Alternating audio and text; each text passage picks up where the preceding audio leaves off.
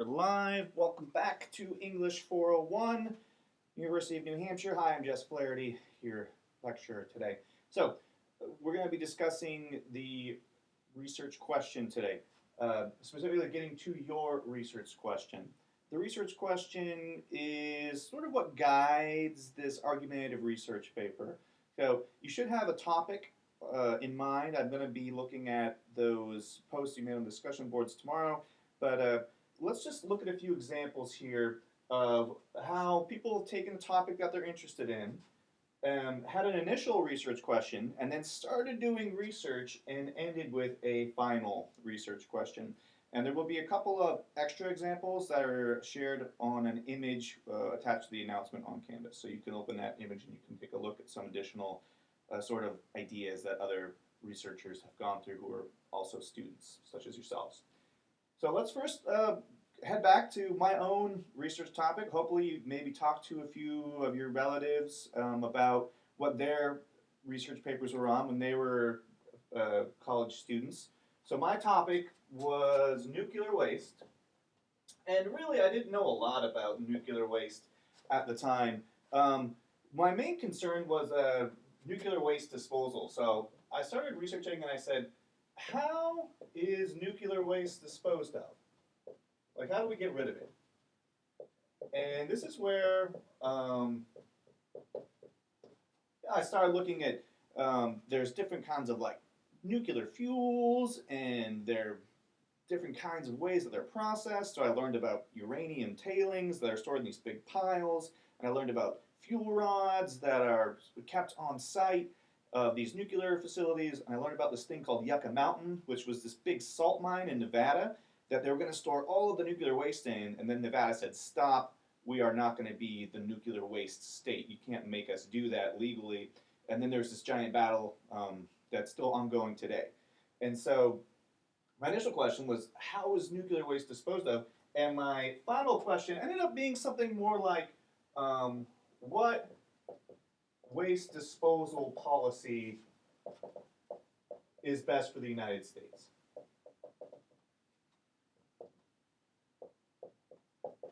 It was arguable, and it was specific. You know, I wasn't going to look at nuclear waste around the world. I wasn't going to look at nuclear waste in a specific state. Just the whole country, United States.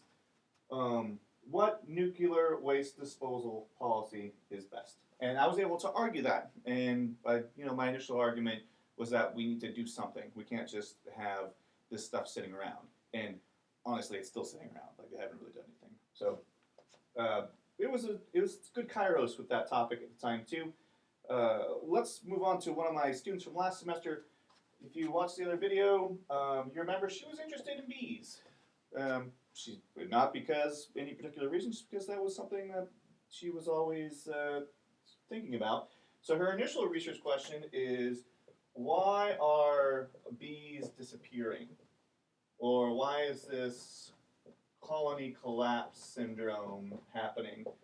And it's important that you pick up on these key words for whatever your topic is. Like she wondered why the bees were disappearing. It turns out there's this thing called colony collapse, in which these hives are failing, and she started using that in her future searches.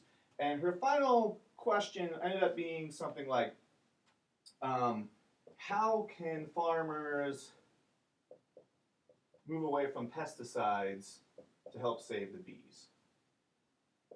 She didn't know why the bees were disappearing, and she found out through her research, pesticides, that the number one contributor, according to her research, to this colony collapse syndrome was this use of pesticides. Farmers were overusing pesticides, and they're affecting the bee populations. And there are other factors too. So, but this was like her main argument that she finally went for. Let's look at one more research subject. Let's look at this other student I had who wrote about the Mary Celeste. That was the ship that was found abandoned in the late 1800s. And his initial research question was, why was the ship abandoned, right? Why was it found floating in the Atlantic by itself. And this is where he got stuck. He had an initial research question, and he wrote his paper around this, and he didn't move to a final question. Now, there were a lot of different theories. Like, he went over all the different theories of why the ship was abandoned in his paper, but he didn't land on a final theory. So this is where he could have like moved into the next realm. He should have had something like, what theory of the Mary Celeste is most likely or most accurate? He should have picked one of those theories. For example, the Mary Celeste was carrying a very large shipment of denatured alcohol, which is kind of like rubbing alcohol, and it's theorized now that the alcohol was evaporating, and that caused the people to flee the ship for some reason. And so if he would have argued that that was the most likely reason, he would have been okay with his paper. But instead, he got stuck here. He just explained all the reasons why the ship was abandoned. He ended up writing a research paper and not an argumentative research paper. So the final question is going to be key to what your argument is after you've done your research. Now, just want to give a few notes here. You might be researching and you discover something that's way more interesting than your initial topic was. It is okay to change your topic. This is the time to change it right now. Something that some people have done in the past is start researching a topic and write half their essay, and then all of a sudden get bored and they have to abandon it and they have to do a new topic. This is the time you want to be flexible with your topic. For example, if this student was researching bees and she found out the bees are disappearing from pesticides, and then for whatever reason she discovered that pesticides were more interesting to her and she wanted to write a paper on pesticides instead, that would have been okay. She ended up sticking with bees, but that would be an example of changing your topic sort of in the middle of the research. That's encouraged by me. Just another quick note here. You're going to be looking at a lot of different research out there, so you want to be like a detective. You want to be searching, detective.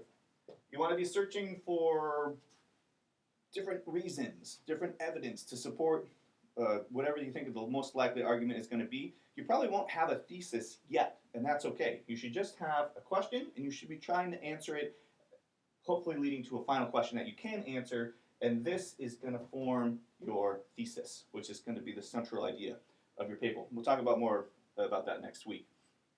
And finally, just remember to make an argument.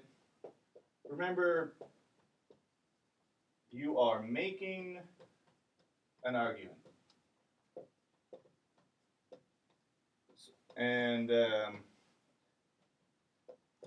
you don't want to get stuck in this phase here where you're discussing all of the different theories. You need to pick a theory, no matter what your topic is. If you're talking about using steroids in sports, then you need to say, well, this is the reason why people are using steroids, or this is why people shouldn't use steroids. You need to have some sort of argument about your subject area, okay?